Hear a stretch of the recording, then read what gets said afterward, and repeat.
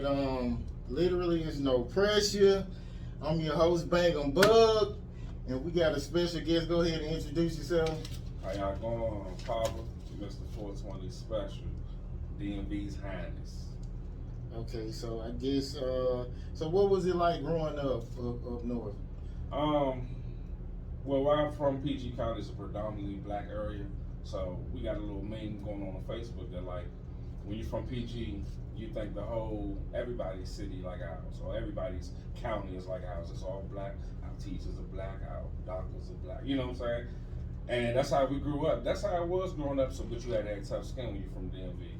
We joke when you're like, that's how it is. Okay. So, did you grow up with both of your parents? Yeah, I did grow up with both of my parents. My father actually didn't live with me, but he was there Friday through Sunday. It was wild. It was wild, a little different from most people, but it was nice to me. So y'all pretty close, or it's just kind of like y'all just kind of just talk every, No, I mean my parents are deceased, but okay. we were close. But nah, it ain't a sad thing. My parents are deceased, but we were close. Okay, that's what's up. So give me a traumatic experience you had like growing up as a kid. I remember before my apartment got robbed, and that was a traumatic experience because I was almost there. Like my mom, my pop was about to roll out somewhere, and it was a rainy October day. And I was like, I'm staying home, and it was like, nah, you going with us. And I could have been there when my apartment got robbed, and that's a traumatic experience, man. Good question. Okay, so what have you learned so far from your like biggest loss? Learn from my biggest loss to get back up immediately. And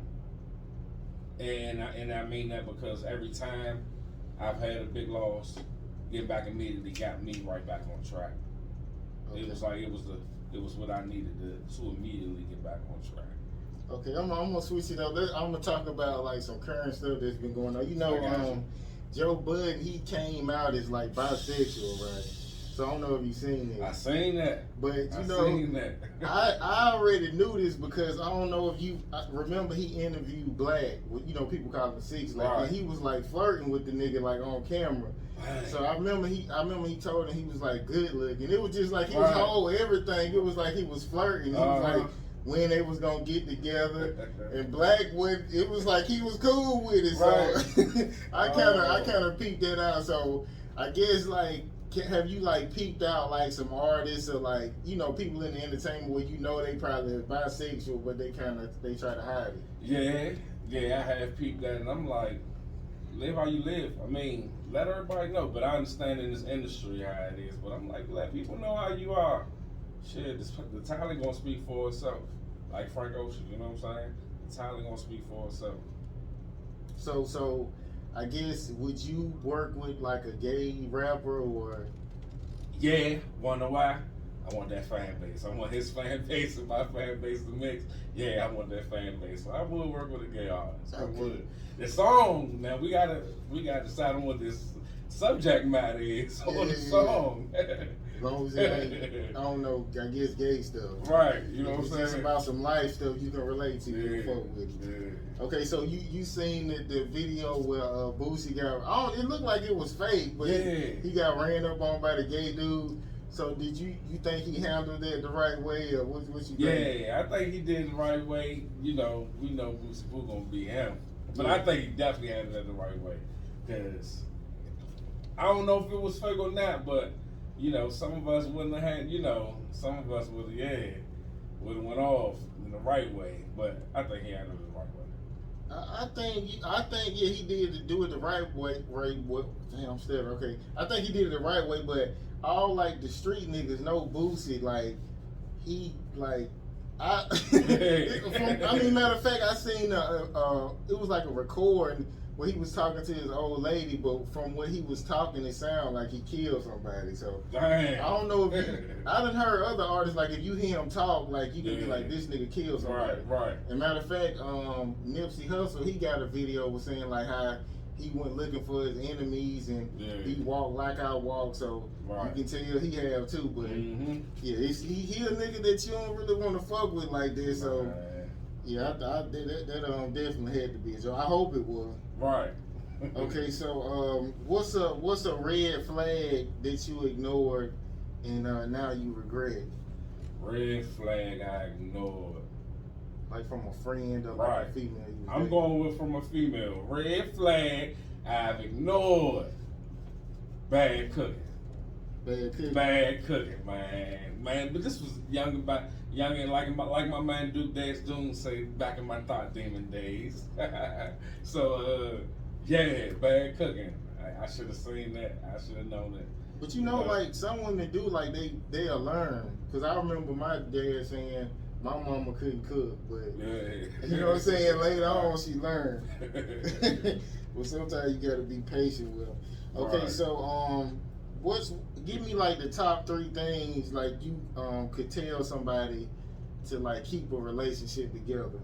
Got you. Top 3 things to keep a relationship together. First, communication. Talk. If you don't talk, you don't know what's going on. 2, patience.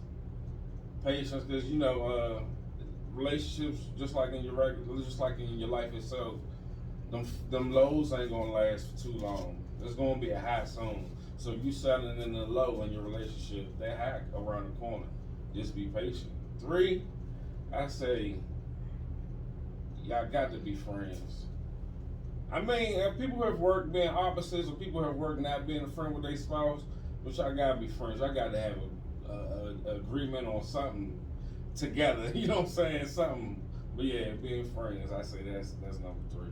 So could you date a woman who got like a dominant personality, like where she got like a lot of money and she used to running shit, so she kind of feel like that's how her relationship's supposed to be with you? Yeah, I could. You know, it takes some work, but I could. You know, some things you gotta do. There's some things you gotta do. As a dude told me, you know, you got a woman who's independent, dominant. You know, she's doing her thing. You gotta help her let go one pants leg at a time.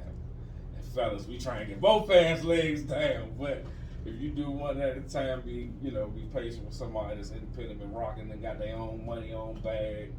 Yeah, y'all can meet in the middle somewhere. Okay, so what is her personality? Is more like a dude, like she be telling you like, to shut the fuck up? Right, like a dude and shit. Yeah. Sheesh. You can deal with that? Yeah, I can deal with it. It might turn me on, I don't know. You know what I'm saying? But I don't, you know, we got the match for real. To go a long ways with that, but I can deal with it. Okay, so has anybody ever started a beef with you because they owe you money? Instead of paying you back, they just start beefing. Just started a beef with me? Nah. I've seen it happen to a friend of mine, but nah, it never happened to me. Okay, so tell me about the first time you cried after a breakup. Sheesh, first time I cried after a breakup. And why y'all broke up? Sheesh, alright. First time I cried after a breakup, shit, I was about 17. 17 probably. Why we broke up, I crossed some lines. I invaded her privacy. If that's what you call it. I went through the phone. You know, I had to do what I had to do. Yeah. But that's why we broke up. I cried though. Oh, I cried. Bro, man, cried. Like I cried. But you know, it took a while to get over, but I got over it though. I don't know if that's worthy of breaking up. Like I know, I said the same thing. I was like, you know, but I was through at that moment. Fuck it, I'm through. But I mean, I tell a female, I'm like, well, if we can't go through each other's phone, we shouldn't be together. You get what I'm saying? Yeah. But you know, some women have 2 phones, so you know, they be hiding a lot of shit. Okay, has the absence of a person changed you and why? I don't think so. I ain't had really too many people. Well, my parents are deceased. It's an absence now. I guess I can go with that. It's an absence now because they miss out on some things now. I'm an adult, you know, miss out on me having kids. Has it affected me? Yeah, it affected me in some ways. You know, I miss them. You know, I watch everybody else got their moms and pops, but I don't. So that's the ways it affected me. I mean, you know, you miss them, but you realize what they did for you when they were here. You know what I'm saying? But so how early was it? Like when I was 16, I had a 2 year in between. Both of them passed away. Yeah. 2 years apart from each other. Okay. So I was in my 10 years living. You know, I mean, people look at me and was like, that nigga strong. But I had to keep going. You know what I'm saying? I had to keep going. I literally had my own townhouse for a second. Like, I had no parents. It was me and my brother. I had to keep going. I was still in school. You know what I'm saying? So did you get like, was you like more angrier, or was you quick to fight? Cause you Nah, I was like, why me? Why everybody else around this junk got parents? Why me? That's what it was about. I was like, why me? Everybody else, you know. Some people out here hate their parents. Why me? You know, I was living a cool, chill, like, why me?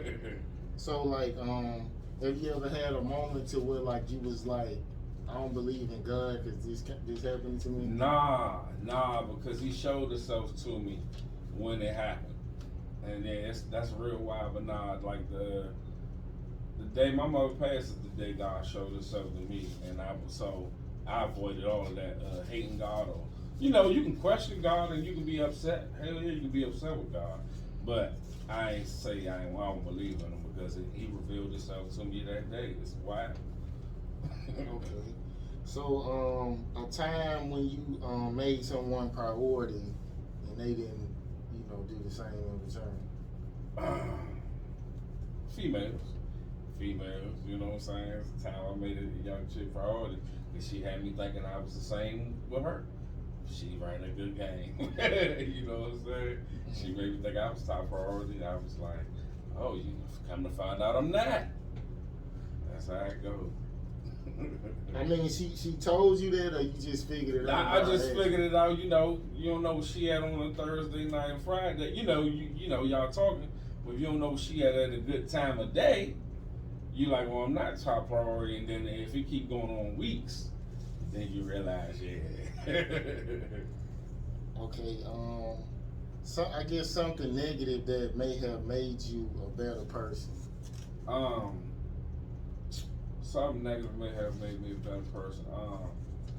I had people, you know, try to scam me at times, and you know, it let me know how grimy people could be, and it made me a better person because I was already a person who had his eyes open all the time. Where I'm from, you got to keep your eyes open, be alert of your surroundings. But it made me heighten it up some more when niggas try to scam me. So I was like, okay, my eyes, you know, they all the way open now. So what's the most somebody got you out of, like? My time for real, and I mean, yeah, some bread, like performing and janky promoters. My bread, janky promoters. So I would say most of the probably like 25 for a show. I got a gap. So that's the most amount of money that I've ever been janked out of, you know, scammed out of. Okay, so what do you regret the most so far in life? Regret the most? Nah, if people have asked me, do I regret anything in life? But what I regret the most, like you say, is not spending time with my mother when she was in the hospital. I could have skipped school, and when I, you know, you ask a question like that, you think it's so many things. That's the one thing.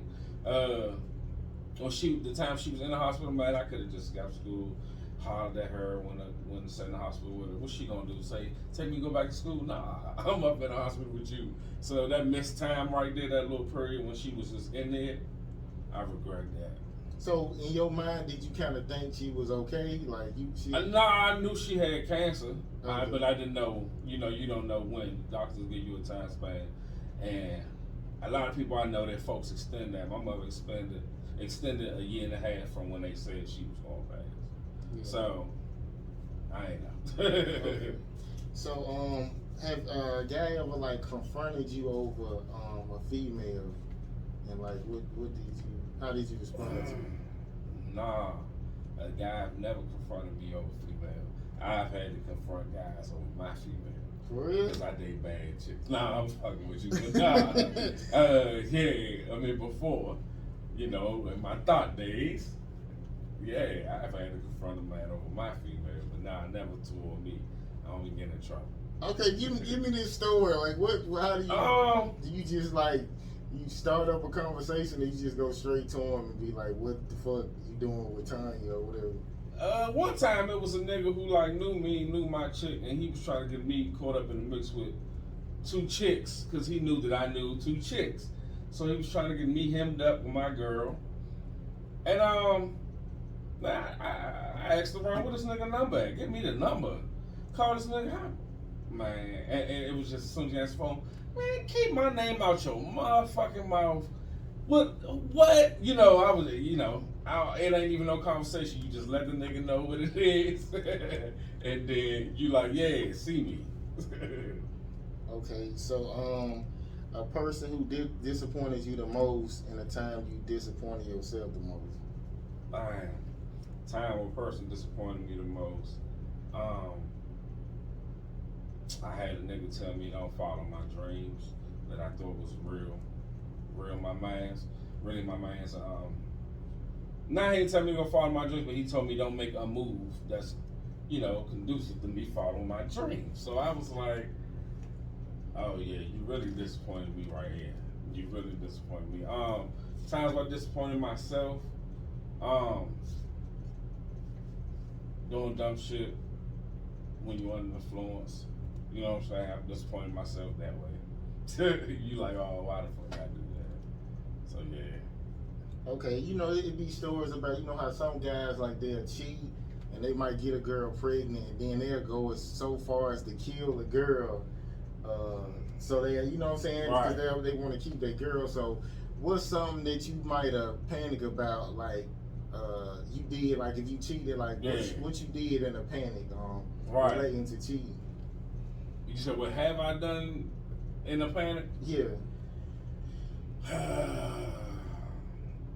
Hiding in somebody's house. Hiding in somebody's house.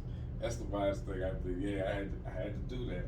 You knew she had a dude, or? Yeah, I knew she had a dude, and he, you know, he wasn't even supposed to pop up. Nothing popped up, so I had to do that because I was like, yeah, man, I was there first. You know what I'm saying? I was there first. You know, I ain't finished having my shit on, so I did that. Got out of there, but I did have to do that.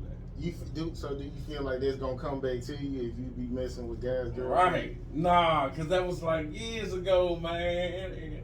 It shouldn't come back. You know what I'm saying? That was years ago. Okay. Okay, I guess. So I guess what's like the realest song you done wrote and why? Years ago on my old mixtape, Hibernation 101, I think I can get that on that piff, Hibernation 101.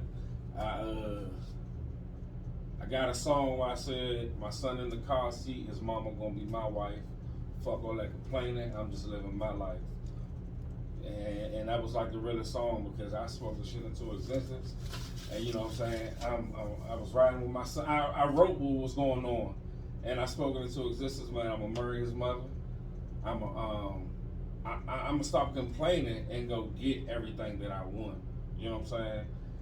Get everything that I want. I'm gonna go get it without complaining. Fuck all the complaining. Like if you in the game, fuck going hollering at the ref. That don't mean nothing. If the game's still going on, you gotta keep getting it. And that's the realest song out, bro. So do you feel like, you know how some people say like if people ain't on the same path, you should get rid of them. But then you see successful people who don't have the same path and they keep their friends around. What you think about that? No, I mean, I think you can still rock with them. Keep them in the distance. Y'all might need each other, even though y'all ain't on the same path. Something might come up, y'all might need each other. That's what I think. Okay, and something you'll never forget and something you'll never forget. Thing that I'll never forget, is all the people I've had a chance to share the stage with. I don't have like all the footage and stuff, but over the years, I've shared the stage with a nice group of people, and I'll never forget that. Like, you know what I'm saying? We as artists, we can say, "Oh, I did a show with," because we shared the same stage with them that day. And my little list, I'm gonna always remember that. Yeah. Thing I'll never forget is my damn passcodes. I ain't gonna forget that. I got it locked up now. I got good shit on my passwords. I know you ain't expecting that, but that's one right there. Okay, so what do you think is more important, like looks, or talent? I really do. I think talent is more important. I really do. There's a lot of talented people in the world wants to hear talent. We stuck in this bubble of, what comes out, we just gotta deal with that. Nah, we really don't. There's a lot of artists out here. But look is very important because people out here want to look like you. They want to be like you when they see a new artist come down. If it is a new artist out, it's because people want to be like that person. So look is very important too, but I think talent is number one. So, because you see, it seems like the more, I don't know if it's more consistent, but I always see like the people with the less talent usually get on first. Right. But then they be saying like maybe because the person who's signing them, like they can kind of control them a little more than, what I'm saying? So that's exactly what I was gonna say. I think the ones who like that get used. They get used on that. The person controlling them, like you said. So that's what I think. Okay, so have you ever do you believe in like hitting a female, like if she hits you? Nope. Like on 0%. I don't think so. Like a lack can happen. You can get swung on. You can get stole. All you gotta do is restrain a female. You should be stronger than that female. If you're not, and you got somebody from WNBA or something, and she's stronger than you, it's still a way you can subdue her. Under no circumstances, no. Nigga can backstep easily. Just back up on, just get up out of there.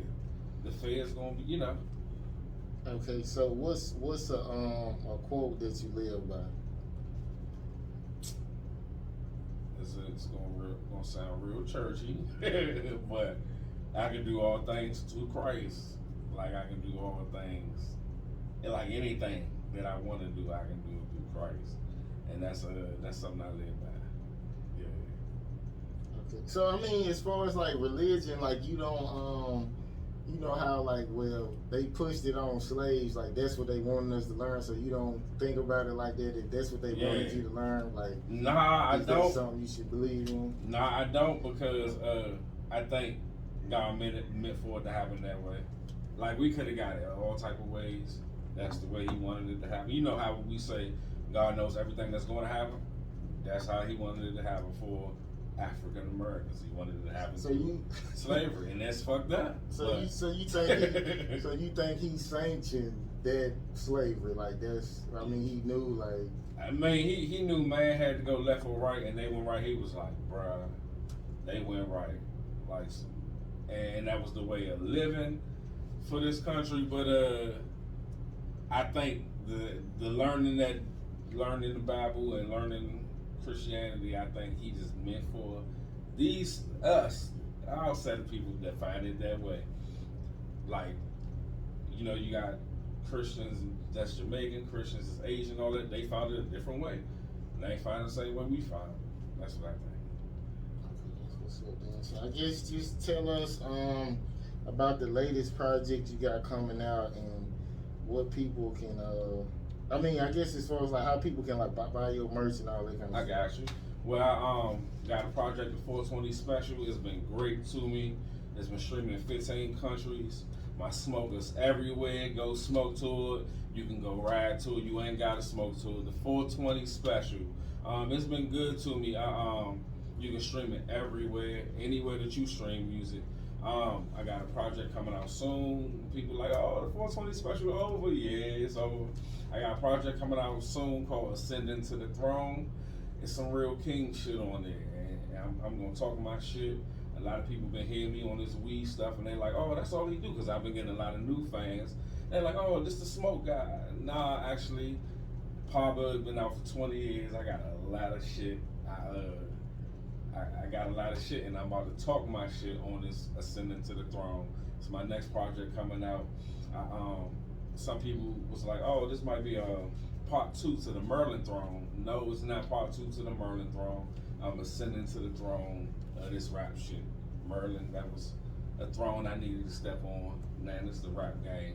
Talking my shit, and that's what I'm gonna do. It's coming out soon. I ain't got the date yet, but that's coming out. Then I got something after that.